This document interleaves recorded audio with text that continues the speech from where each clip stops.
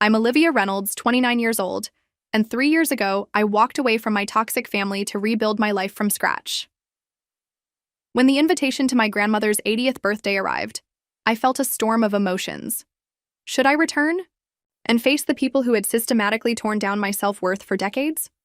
What I never expected was that my sister Emma had hired private investigators to track my failed new life, planning a public humiliation at Grandma's celebration. If only she knew what those investigators would actually find. Before I dive into this wild story, let me know where you're watching from in the comments below. Hit that like button and subscribe if you've ever had to make the difficult choice to distance yourself from toxic relationships for your own sanity. Growing up in Maplewood, a middle-class suburb outside Boston, our family looked picture-perfect from the outside, the kind neighbors envied during summer barbecues and holiday gatherings. Mom, Barbara Reynolds, worked as a high school administrator, ruling our home with the same iron fist she used to discipline wayward students, her approval as conditional as the weather in New England. Dad, Robert, was an accountant who retreated into spreadsheets and silence whenever conflict arose, his passivity a shield against Mom's domineering personality. Then there was my sister Emma, 3 years older, who learned early how to manipulate the family dynamic to maintain her golden child status. I was just 7 when I won a regional art competition that made the local newspaper, and instead of celebration, I received criticism about how the attention might go to my head while Emma sulked through dinner.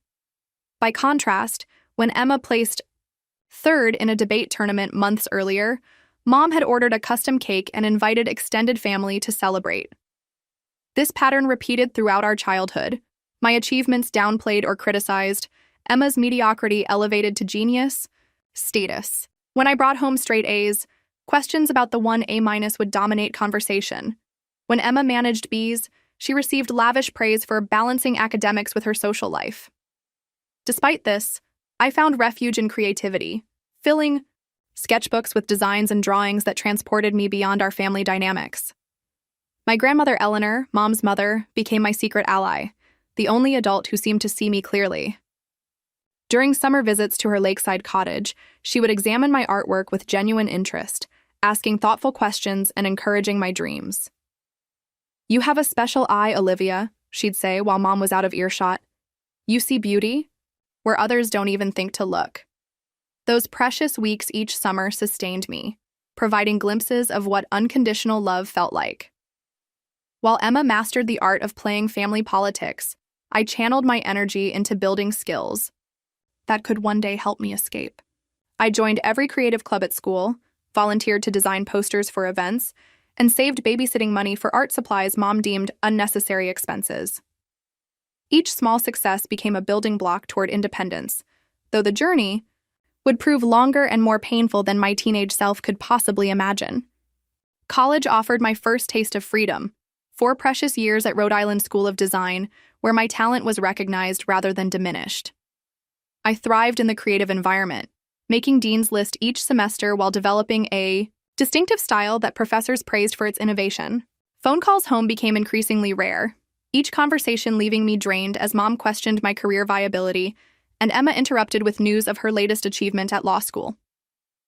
By graduation, I'd secured an entry-level position at a respected Boston design firm, allowing me to rent a tiny apartment with a college friend and begin building professional credentials. The familiar pattern quickly reasserted itself during family gatherings, my new job dismissed as drawing pictures for a living, while Emma's legal internship was discussed with reverent tones reserved for visiting royalty. 2 years into my career, I met Michael at a friend's gallery opening, his warm brown eyes and genuine interest in my creative process, a stark contrast to my family's dismissal. An architectural engineer with an artist's appreciation for design, he quickly became my sanctuary, the first person who celebrated my successes without qualification or comparison. "Your family doesn't see you," he observed after witnessing a particularly brutal Sunday dinner where Mom spent 20 minutes critiquing my haircut while Dad studied his plate, and Emma smirked. The watershed moment arrived during a family dinner, celebrating my parents' 30th anniversary. After months of preparation and secret overtime work, I'd secured a promotion to senior designer with a significant salary increase. As conversation lulled between courses, I shared my news. heart pounding with both pride and the familiar dread of having attention diverted from Emma. Before anyone could respond, Emma cleared her throat dramatically. Actually, I was waiting for the right moment, but since we're sharing news... She flashed her left hand across the table, revealing an engagement ring. Brad proposed last weekend. We're thinking June wedding at the Fairmont. The table erupted. In excitement, my mother literally crying tears of joy while my father beamed with uncharacteristic animation. My news evaporated like morning dew, completely forgotten in the commotion. What stung most wasn't the timing. I'd grown accustomed to being overshadowed, but what I overheard later while helping grandmother Eleanor to the restroom. Emma's voice drifted from the kitchen. Did you see her face when I showed the wow? Ring? Perfect timing. I've been wearing it all week but waited until she tried to grab attention. My mother's conspiratorial laugh in response froze the blood in my veins. The intentional sabotage crystallized years of similar moments, a coordinated effort to keep me firmly in my assigned role. 3 days later, armed with Michael's unwavering support and weeks of therapy discussions, I confronted the family pattern during Sunday dinner. I've noticed something that's been happening for as long as I can remember, I began carefully. Whenever I achieve something, it's either dismissed or overshadowed. I'm wondering if you're aware of this pattern. The resulting explosion surpassed even my worst expectations. Emma immediately burst into tears, claiming I was jealous of her engagement and always trying to make everything about myself. Mom launched into a blistering assessment of my perpetual victimhood and attention-seeking behavior, while Dad stared at his hands, offering nothing but awkward silence. Grandmother Eleanor, visiting for the weekend, watched with sad eyes as years of suppressed truth erupted at her daughter's dining table. When I calmly cited specific examples, including Emma's admission of deliberate timing, my sister's performance intensified to theatrical proportions. How could you make up such horrible lies about me? She wailed while Mom wrapped protective arms around her shoulders, shooting daggers at me with her eyes. I left that night with absolute clarity. This dynamic would never change because it worked perfectly for them. The family needed Emma elevated and me diminished for the system to function. The next morning, I called grandmother Eleanor to explain my decision to cut contact. I understand, sweetheart, she said, her voice heavy with a sadness deeper than the immediate situation. Family should build you up, not tear you down. I'll always be here for you, separate from them. That promise became my lifeline as I blocked phone numbers, returned mail unopened, and began the painful process of mourning. The family I had longed for, but never truly had. The first 6 months of separation brought waves of grief, doubt, and occasional panic attacks that left me gasping for breath in the middle of the night. Despite years of diminishment, the complete severance of family ties created a disorienting vacuum that no amount of therapy preparation could fully mitigate. Michael became my anchor, his steady presence and unwavering belief in me providing structure when everything felt unstable. My tiny group of friends rallied around me with surprising ferocity, filling holiday vacuums with alternative celebrations and sending random care packages during difficult weeks. Finding Dr. Lawson, a therapist specializing in family trauma, proved transformative as she introduced concepts like scapegoating, golden child syndrome, and narcissistic family systems that gave framework to my experiences. You're not crazy and you're not alone, she assured me during particularly difficult sessions. What you're describing follows classic patterns of emotional abuse. When a design director position opened in Chicago, I applied despite feeling underqualified, the geographical distance appealing almost more than the career advancement. The job offer arrived like a lifeline, and within 3 weeks, Michael and I had packed our apartment and driven west toward a fresh start, leaving no forwarding address. Chicago welcomed us with vibrant energy and blessed anonymity. No one knew me as Emma's disappointing sister, or measured my worth against impossible family standards. Our apartment in Wicker Park, though small, became our sanctuary with walls adorned with local artists' work and windows that filled the space with natural light. The new position challenged me professionally while introducing me to Chicago's tight-knit design community, where my portfolio rather than my family narrative defined me. Initially, I struggled with imposter syndrome, constantly expecting criticism, that never materialized from my supportive new colleagues. Projects that received client praise left me waiting for the other shoe to drop. The conditioned expectation of having joy undermined so deeply ingrained that accepting success felt foreign. Michael's unwavering support never faltered, his belief in me solid even when mine wavered. During our weekend explorations of Chicago neighborhoods, he would point out advertisements or branding I admired. "You could do better," he'd say simply, not with criticism but absolute confidence. The seed of entrepreneurship planted itself during a particularly frustrating client project where corporate bureaucracy stifled creative solutions. Over dinner that night, I sketched an alternative approach on a napkin, explaining to Michael how I would have handled the campaign differently. "Why aren't you doing this yourself?" he asked, the question landing like a revelation. The following months involved intensive research, business plan development, and terrifying leaps of faith as I launched Reynolds Design while maintaining my full-time position. Beginning with small freelance projects on evenings and weekends, I gradually built a portfolio specifically targeting boutique businesses and startups seeking distinctive visual identity. Meeting Sophia Jackson at a design conference added rocket fuel to my fledgling business when her successful cosmetics startup needed complete rebranding. Her enthusiasm for my concepts led to referrals throughout Chicago's entrepreneurial community, eventually necessitating the terrifying decision to leave my secure job. Michael proposed during this period of tremendous change, offering a simple solitaire ring while we picnicked in Millennium Park. "You're rebuilding yourself," he said, "and I want to build a life alongside you." Our wedding reflected our new reality, small, joyful, and surrounded only by people who genuinely celebrated our happiness. I sent grandmother Eleanor an invitation with a heartfelt letter, understanding her health wouldn't permit travel but wanting her to share in our joy from afar. She sent a vintage silver picture frame with a note, "For the beginning of your family album, one filled with authentic love." As Reynolds Design gained traction, I leased a small studio space and hired my first employee, then my second, creating the kind of supportive work environment I had always craved. My approach resonated particularly with women entrepreneurs who appreciated design that captured their vision without diluting their message. When Chicago Business Monthly included me in their Entrepreneurs to Watch feature, I experienced success, untainted by family dynamics for the first time, pure sweet accomplishment evaluated on its own merits.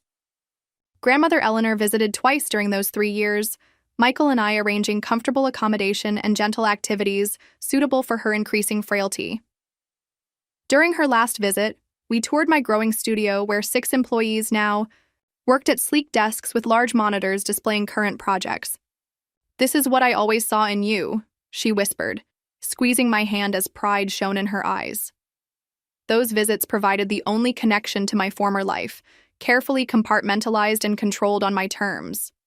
Then the embossed invitation arrived in our mailbox, formally requesting our presence at Eleanor Reynolds' 80th birthday celebration, my mother's handwriting addressing the envelope in elegant cursive that couldn't mask the intrusion into my carefully constructed piece.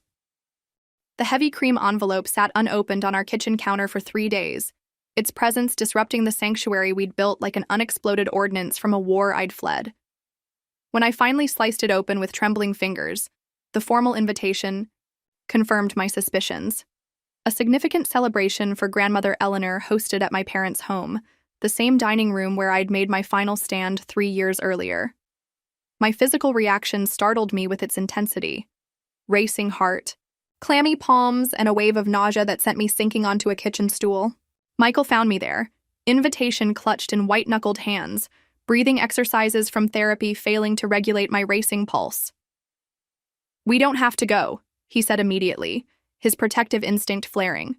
"Your grandmother would understand." The thought of missing this milestone birthday created a different kind of pain. Grandmother Eleanor had maintained our connection through carefully planned visits and weekly phone calls despite my mother's evident disapproval. At 80, how many more significant celebrations would she have? The following evening, my phone displayed grandmother's number, an unexpected Tuesday call outside our Sunday routine. "Olivia, dear." Her voice sounded frailer than during our conversation just 2 days prior. "Barbara mentioned she sent you an invitation." The careful neutrality in her tone spoke volumes about the family dynamic still swirling around my absence. "I won't pressure you," she continued after my non-committal response.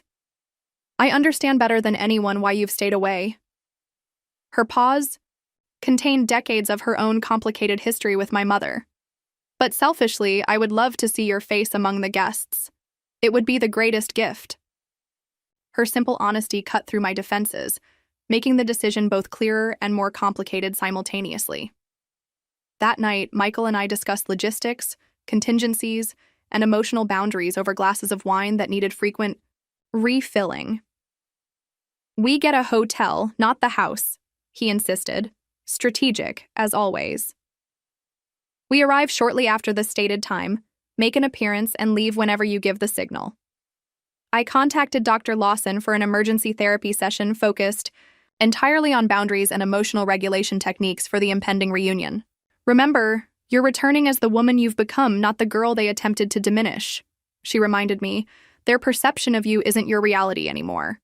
The weeks before the event involved practical preparations that helped channel my anxiety, selecting an outfit that projected confident professionalism, booking the most comfortable hotel near my parents' suburb, arranging a rental car for independent movement. I chose a tailored emerald dress that complemented my eyes, professional yet distinctly fashionable, paired with the small diamond earrings Michael had given me to celebrate our first major design contract. "Armor up," I whispered to my reflection, during the final fitting, watching a composed, successful woman return my gaze. Beneath the practical preparations, nightmares began disrupting my sleep. Recurring dreams where I arrived at the party naked or shrinking smaller until disappearing entirely while family members searched for me with magnifying glasses. Michael held me through the 3 a.m. panic attacks, his solid presence a reminder of the authentic life waiting on the other side of this obligation. The night before our flight to Boston, I sat in our living room surrounded by Chicago city lights, scrolling through photos of my growing design agency, our loft apartment renovation, weekend trips to Michigan's wine country, tangible evidence of the life we'd built. "I'm not seeking their approval," I told Michael as he handed me chamomile tea. "I'm going for grandmother and myself, to show her I'm thriving and to prove to myself they no longer have power over me." Despite these affirmations, sleep proved elusive as my subconscious processed the impending collision between past wounds and present strength, tomorrow's celebration looming like a reckoning 3 years in the making. The rental car's navigation system announced arriving at destination in its pleasant robotic voice as we pulled into the familiar oak-lined street where I'd spent 18 formative years. Spring had transformed the neighborhood into a showcase of carefully maintained gardens and freshly mulched beds, my parents' Tudor-style home looking exactly as it had in my memory, right down to the precise trimming of boxwood shrubs flanking the front walkway. Michael squeezed my hand across the console, his simple gold wedding band catching sunlight as silent reminder of all that had changed since I last walked through that imposing front door. Several unfamiliar luxury vehicles already lined the curved driveway, suggesting early arrivals among the extended family, their presence simultaneously providing cover and additional witnesses for whatever might unfold inside. "Remember, you set the terms," Michael murmured as we approached the entrance, my heart hammering so violently I feared it might be visible through my carefully selected dress. Before we could ring the bell, the door swung open to reveal my father, gray now liberally streaking his once dark hair, momentary shock registering on his face before he composed his features into a polite smile that didn't quite reach his eyes. "Olivia, you made it," he said, the awkward formality between us palpable as he stepped back to admit us without further greeting or attempt at physical contact. The entryway opened to the familiar living room now transformed with elegant birthday decorations in silver and lavender, Eleanor's favorite colors tastefully displayed on tables laden with professionally arranged flowers. Clusters of relatives turned at our entrance, conversation momentarily stuttering as they registered my presence, expressions ranging from genuine pleasure to barely concealed curiosity. Aunt Judith approached first, my mother's younger sister, who had always maintained a careful neutrality in family politics. "Olivia, what a lovely surprise," she said, embracing me lightly before holding me at arm's length for inspection. "Chicago clearly agrees with you. You're positively glowing." Her warm introduction created a momentary pathway through the awkwardness, several cousins following her lead with greetings that carefully avoided mentioning the 3-year absence. Uncle Richard, my father's brother, offered a hearty handshake to Michael while commenting on the unseasonably warm weather, the determined normality of his small talk almost comical against the charged atmosphere. My mother's entrance from the kitchen caught me mid-conversation with a second cousin, her poised figure immaculately dressed in a tailored lavender suit that perfectly complemented the party decor, making clear who had orchestrated every detail of the celebration. "Olivia," she acknowledged with a smile that didn't soften the assessment in her eyes as they catalogued my appearance. "What a surprise to see you actually came. We weren't certain until this moment." The subtle emphasis communicated volumes about expected disappointment, her tone suggesting I'd barely cleared the lowest of bars by merely appearing. "Michael." She nodded toward my husband with the same perfunctory acknowledgement she might offer a grocery delivery person. "Barbara," he returned with professional warmth, having practiced responses that remained cordial without inviting further engagement. Small talk swirled around increasingly personal questions as relatives attempted to bridge the 3-year information gap.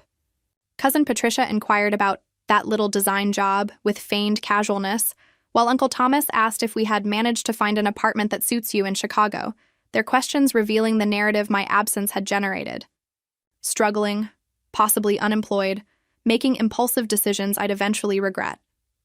Carefully neutral responses about work keeping me quite busy, and really enjoying Chicago's architecture, satisfied immediate curiosity without correcting underlying assumptions.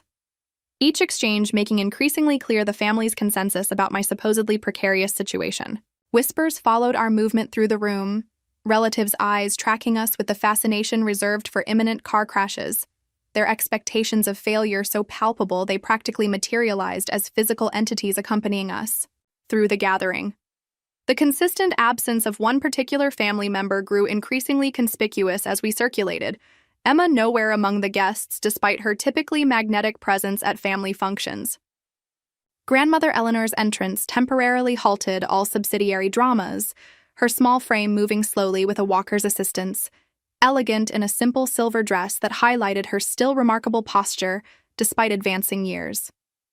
The genuine smile that transformed her face upon seeing me among the guests created the afternoon's first authentic moment, her paper-thin hands reaching toward me as she approached.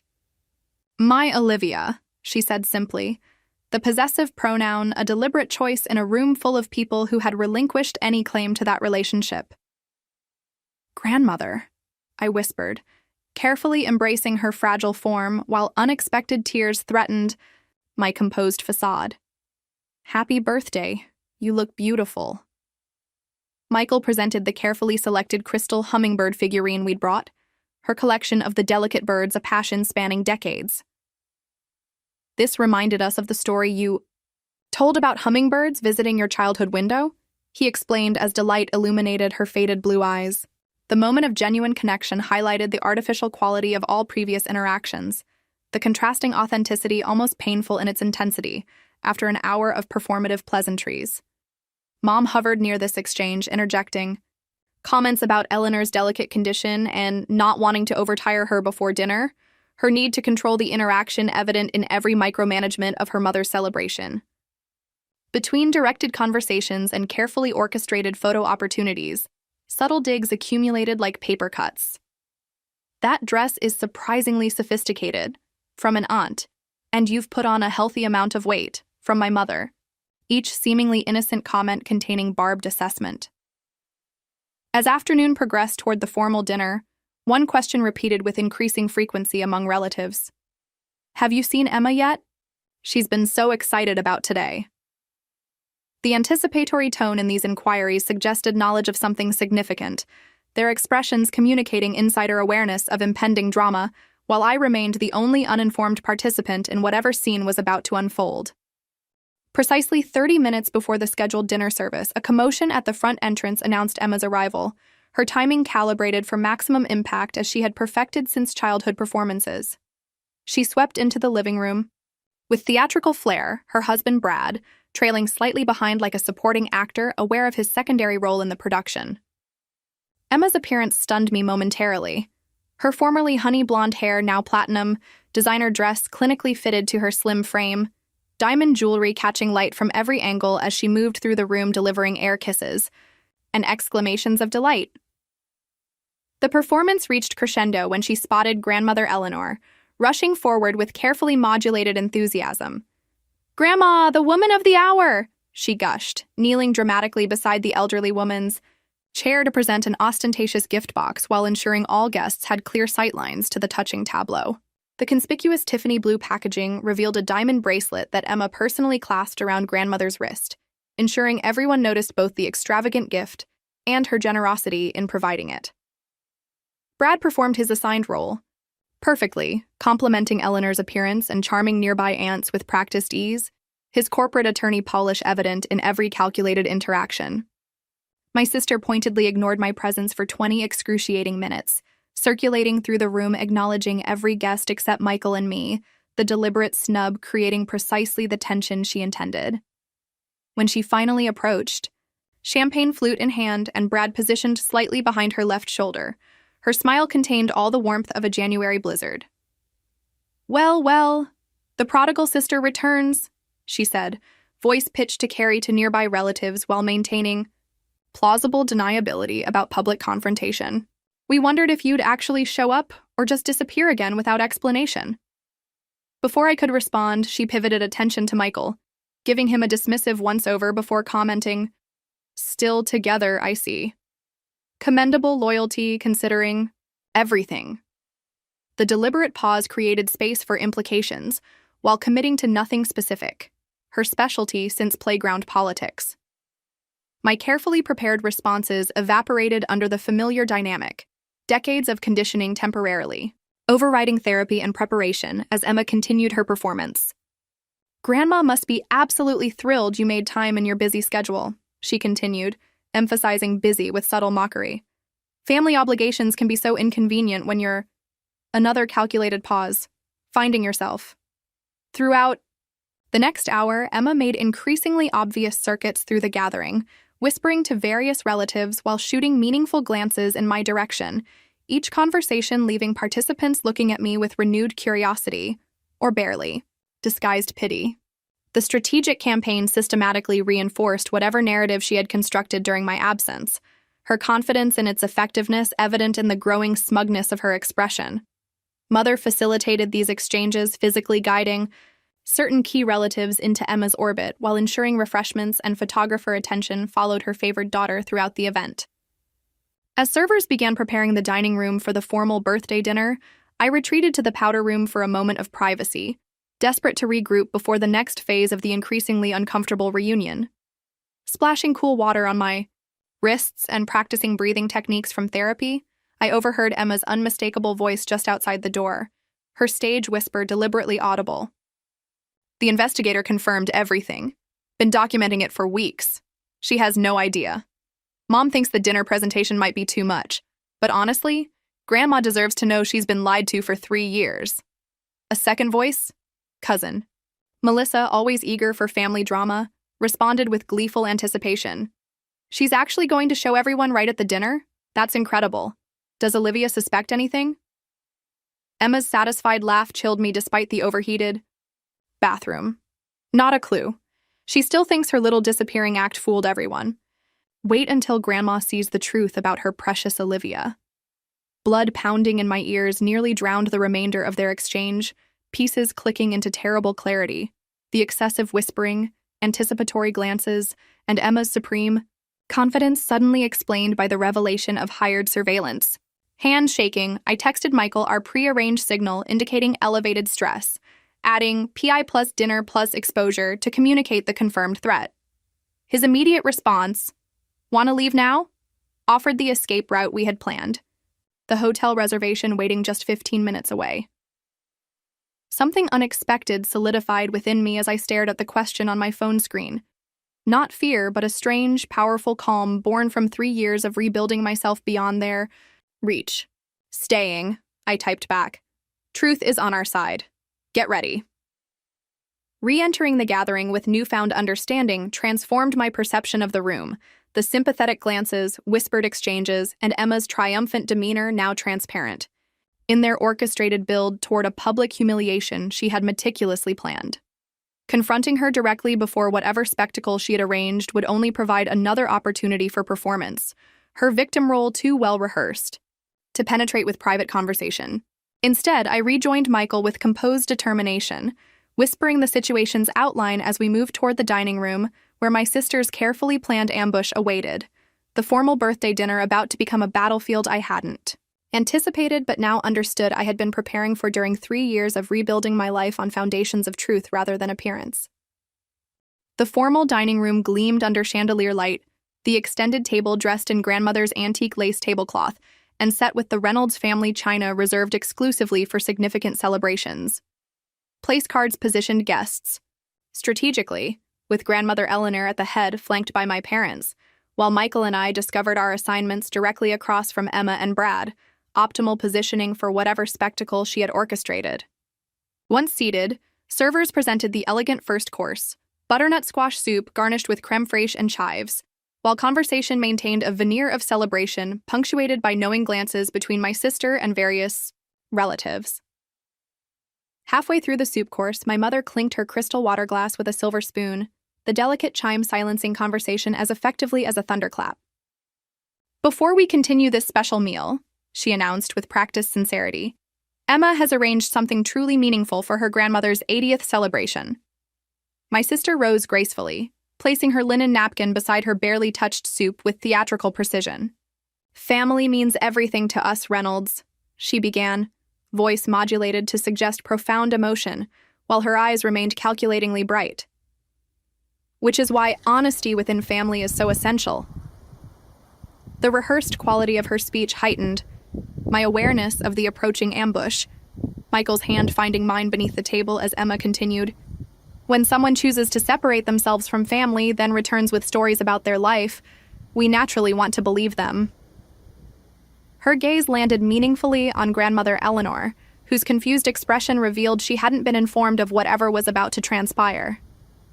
But sometimes, the kindest gift we can offer is truth, even when that truth might initially cause pain.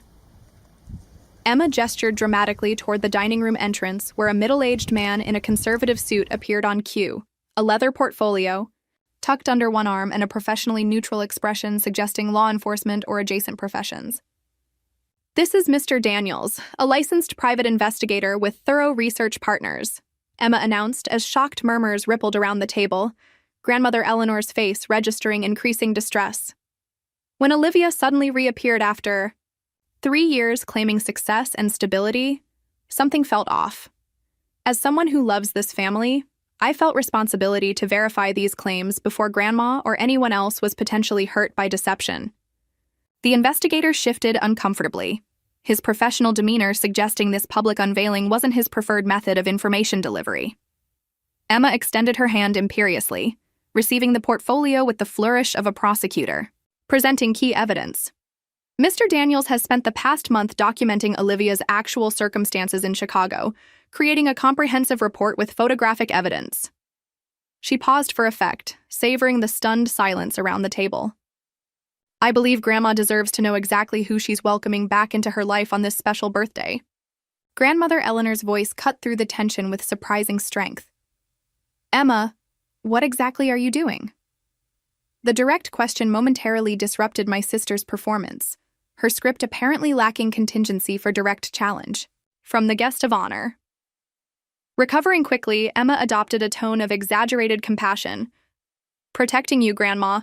You deserve the truth about where Olivia's been and what she's really been doing while ignoring her family responsibilities." Across the table, I sat perfectly still, the surreal scene unfolding exactly as predicted, yet somehow entirely different, given my newfound understanding of my own reality. "Mr. Daniels," Emma directed with authority better suited to a courtroom, "then birthday dinner, please share your findings about Olivia Reynolds and her alleged design business in Chicago." The investigator cleared his throat uncomfortably, opening the portfolio with reluctance that suggested professional reservation about this approach. "Ms. Reynolds requested documentation of her sister's professional and personal circumstances," he began formally, avoiding eye contact with either me or grandmother. "Over 4 weeks of investigation, I compiled comprehensive information about Olivia Reynolds Collins and her business activities in Chicago." Emma's triumphant expression froze as the investigator continued, her certainty visibly wavering for the first time. "Reynolds Design, LLC was established 3 years ago and currently occupies 3,000 square feet in Chicago's West Loop District. Mr. Daniels continued professionally. The company employs 11 full-time staff and reported gross revenue exceeding $2 million last fiscal year according to publicly available business filings. Confused murmurs rippled around the table as Emma's face drained of color, the narrative clearly deviating from whatever she had expected.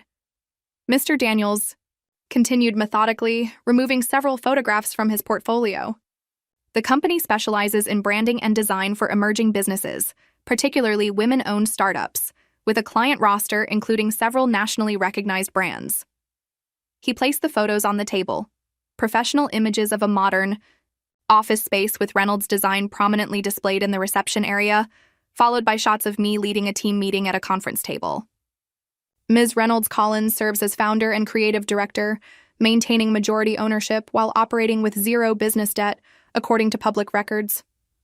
Emma's champagne glass nearly toppled as she grabbed the nearest photograph, incredulity transforming her carefully composed features. "This can't be right," she interrupted, voice rising sharply. "You must have been misled. She's been struggling since she left, unemployable after abandoning her position here." The investigator's professional demeanor never wavered as he continued presenting evidence directly contradicting Emma's confident assertions. The subject resides in a recently renovated loft apartment in Chicago's River North neighborhood, purchased last year for approximately $850,000, according to property records. More photographs appeared. Michael and I on our building's rooftop garden, entering our condominium lobby, walking our recently adopted rescue dog in a nearby park. Additionally, Ms. Reynolds Collins was featured in Chicago Business Monthly's 40 Under 40 issue last fall, recognizing the company's innovative approach to sustainable design practices.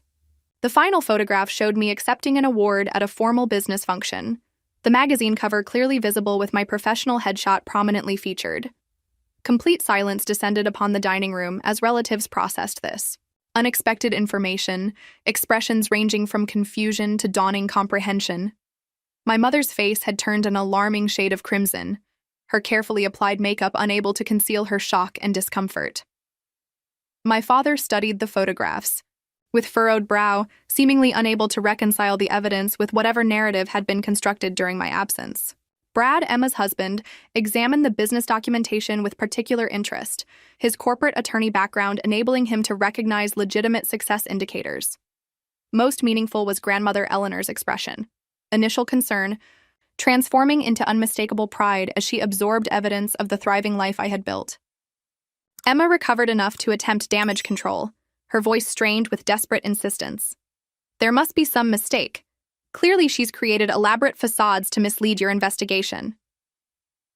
Mr. Daniels shook his head slightly, maintaining professional composure despite the increasingly uncomfortable situation. "All information has been verified through multiple independent sources, including public records, business filings, property documents, and direct observation. The report includes complete documentation of verification methods and source materials." He turned toward my sister with the first hint of personal opinion breaching his professional veneer. "Ms. Reynolds, your payment covered comprehensive investigation with detailed verification. That's precisely what I've delivered." The silence following his statement stretched beyond uncomfortable into excruciating territory, Emma's carefully orchestrated exposure collapsing into spectacular backfire as relatives processed this dramatic reversal of expected outcome. "Grandmother." Eleanor's voice finally broke the silence, her tone carrying quiet authority that instantly commanded attention. "It seems congratulations are in order for my granddaughter's remarkable success," she stated clearly, looking directly at me with unmistakable pride, though I find myself curious why such accomplishments needed verification by private investigator rather than celebration by family. The simple question hung in the air like crystal chandelier illuminating the toxic dynamic from an entirely new angle, decades of manipulation suddenly visible from perspective that even the most oblivious relatives couldn't ignore.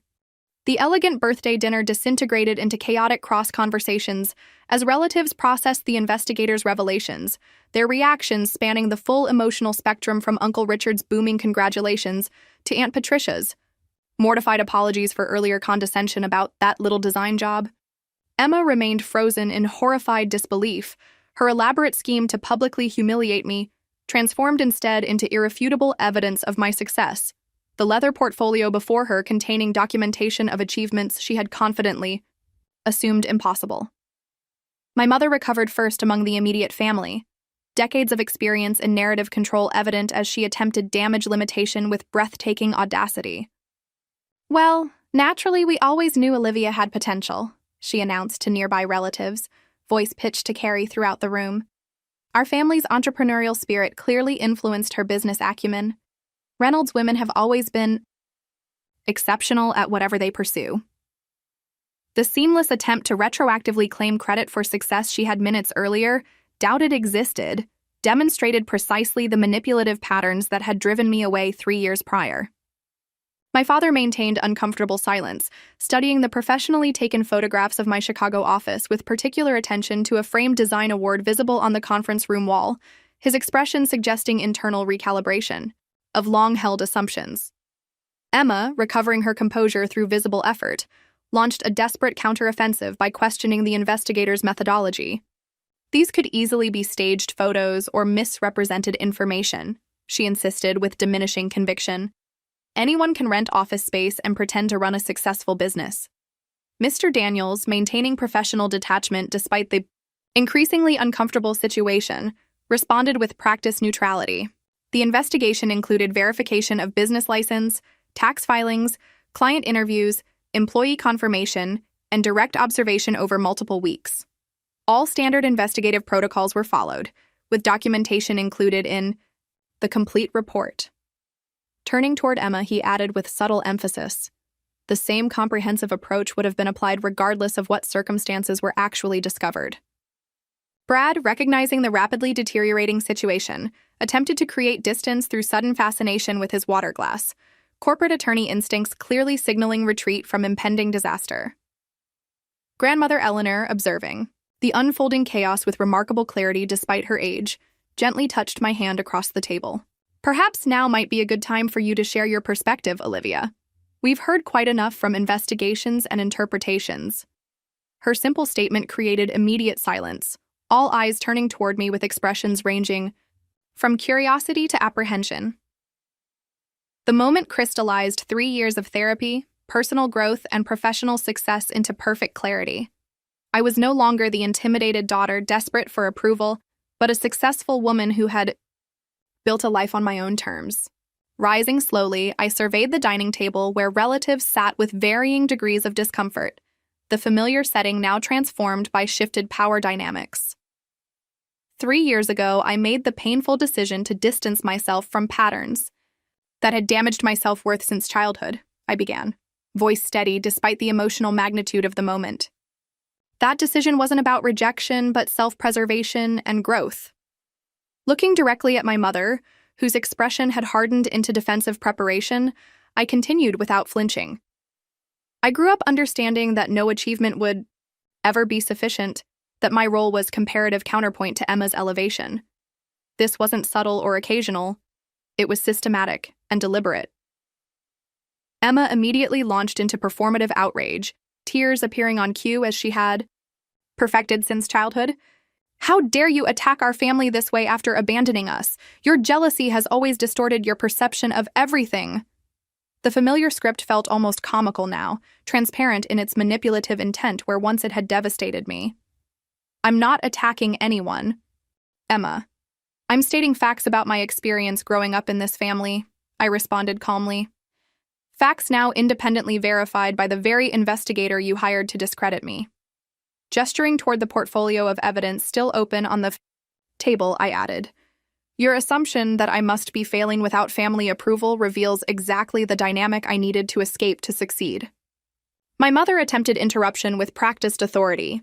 "This dinner is about celebrating Eleanor, not rehashing childish grievances." For the first time in my life, I continued speaking despite her attempt to silence me, the interruption falling flat against my newfound confidence.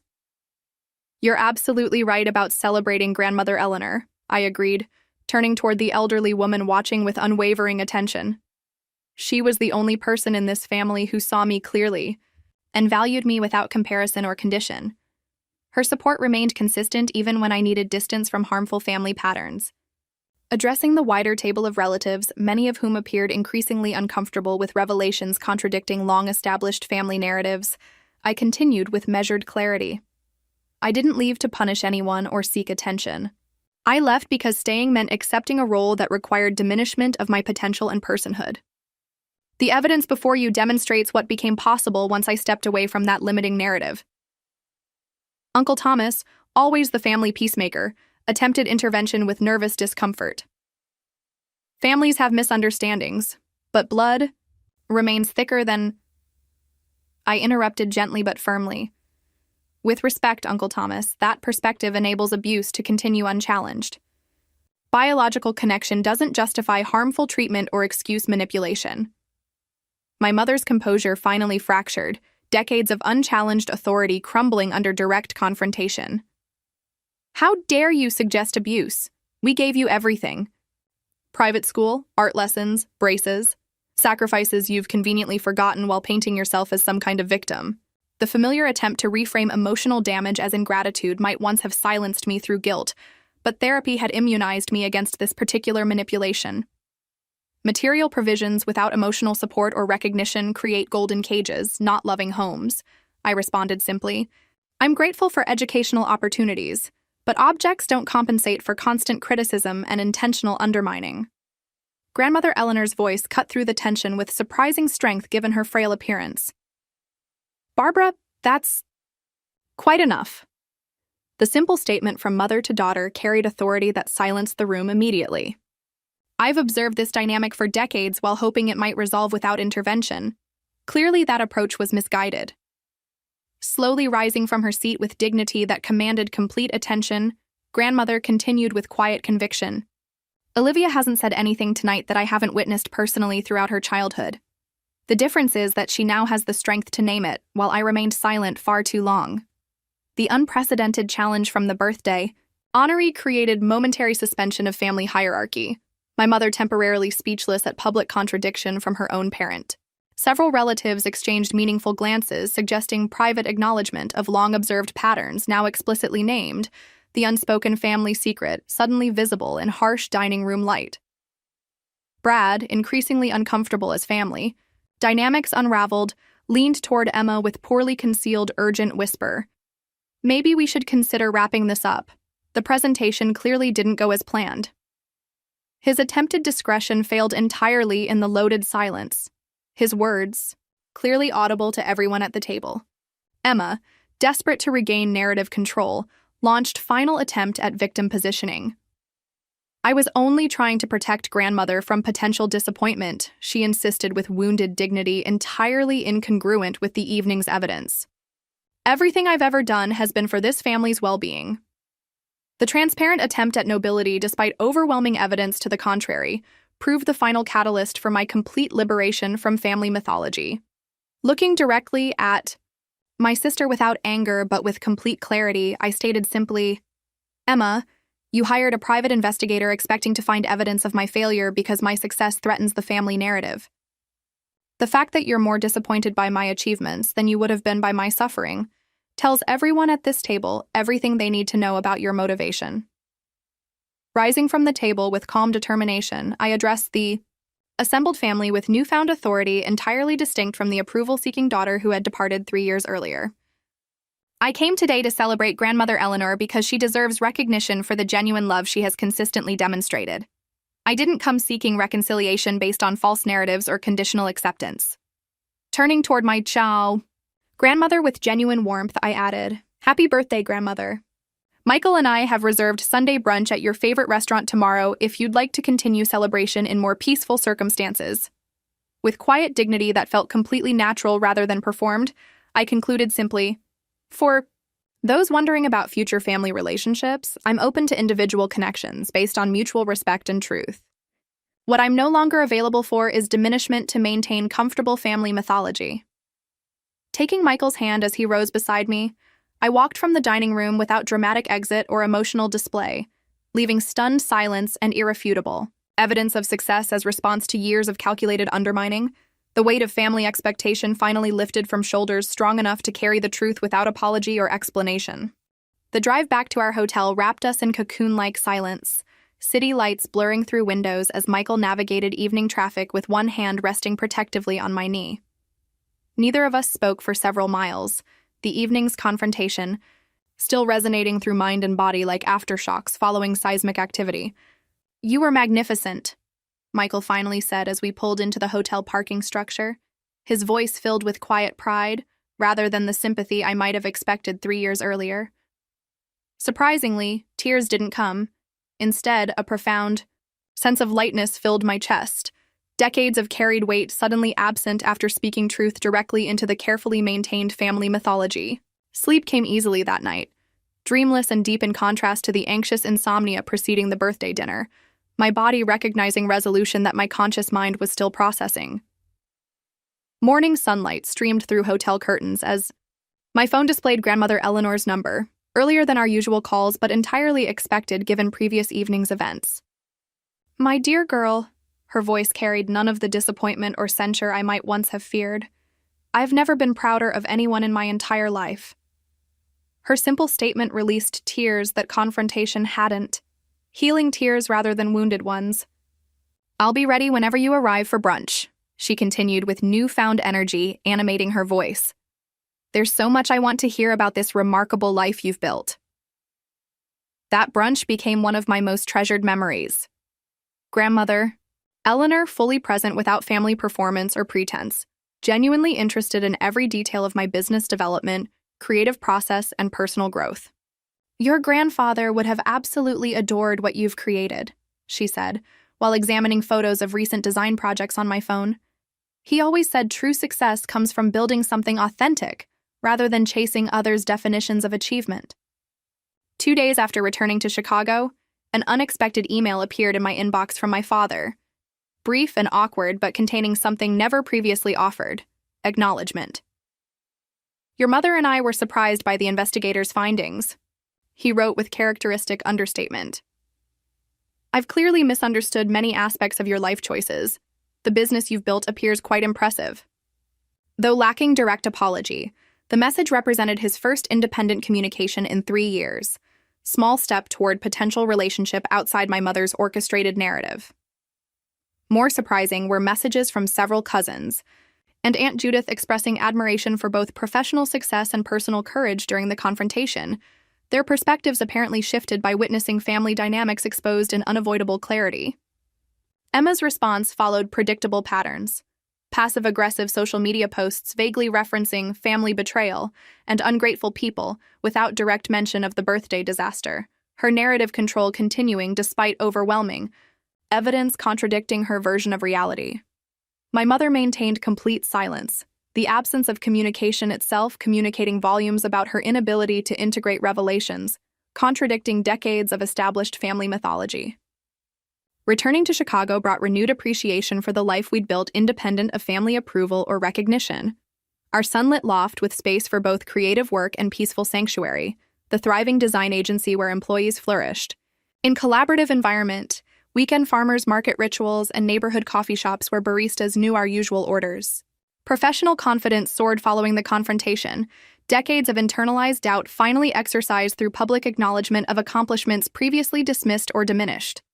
Client presentations became opportunities for genuine, creative exchange rather than exercises in anticipated criticism. My voice stronger in meetings and design perspectives more confidently expressed without apologetic qualifiers. Michael observed the transformation with quiet satisfaction, most evident when I decisively countered a difficult client's attempt to devalue complex design work. "You've always had this strength," he commented afterward. "The difference is now, you recognize it without questioning your right to professional respect."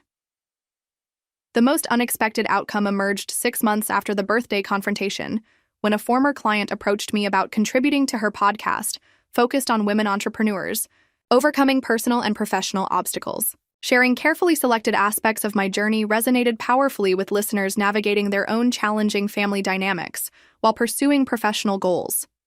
This led to facilitating monthly support gatherings for women rebuilding lives after relationship trauma, creating community that transformed personal healing into collective strength. Grandmother Eleanor visited Chicago twice during the following year, her health stabilizing enough for carefully planned excursions to architectural highlights and leisurely meals at riverside restaurants. During her second visit, she presented a small leather journal discovered while organizing personal papers. Your grandmother's journal from when she was establishing boundaries with her own difficult mother, she explained with knowing smile. Some family patterns extend further back than you might imagine. The journal revealed generational echoes of the very dynamics I had confronted, offering perspective on my mother's behavior as product of patterns established long before my birth. This understanding didn't excuse harmful treatment, but provided context that eventually enabled compassion without sacrificing necessary boundaries. True forgiveness emerged gradually through this expanded perspective. Not the superficial reconciliation family members periodically suggested through awkward holiday invitations, but deeper understanding that their limitations reflected generational wounds perpetuated through unexamined patterns. Forgiveness became personal liberation rather than relationship restoration, internal peace independent of external validation or acknowledgement. Over subsequent years, relationships with extended family evolved organically based on genuine connection, rather than obligatory biological ties, some strengthening through authentic interaction, while others faded naturally without performative maintenance. The experience crystallized profound understanding that successfully thriving became my most powerful testimony, not through vindictive demonstration, but by creating life aligned with authentic values rather than external expectations. Perhaps the most meaningful lesson emerged through contrast between what I had been told family meant and what we actively created. Chosen connections based on mutual respect and genuine understanding, rather than shared genetics and obligation. True family, I discovered, manifested through people who celebrated growth rather than requiring diminishment, who valued authenticity above conformity, who offered love without leveraging it for control. The question that began my journey, whether I could survive without family approval, transformed into recognition that I had always been worthy of unconditional love, the absence reflecting others' limitations rather than personal insufficiency. My story doesn't end with dramatic reconciliation or tearful family reunion. Reality rarely follows such convenient narrative arcs. Instead, it continues through daily choices to honor authentic self-expression, maintain healthy boundaries, and create relationships that nurture rather than diminish. Healing emerged not through changing others, but by recognizing my own value independent of external validation, building life aligned with personal truth rather than family mythology. If you've ever struggled with similar family dynamics or felt trapped between authenticity and approval, please share your experiences in the comments below. Have you faced moments where standing in your truth required tremendous courage? How did you navigate the balance between family expectations and personal fulfillment? Your stories matter and might provide guidance for others walking similar paths. Remember to subscribe and hit that like button if this resonated with you. Sharing these experiences helps break the isolation that toxic relationships create by design. Thank you for witnessing my journey from family scapegoat to authentic success on my own terms. May your own path lead to the freedom that comes from honoring your truth, whatever that may require.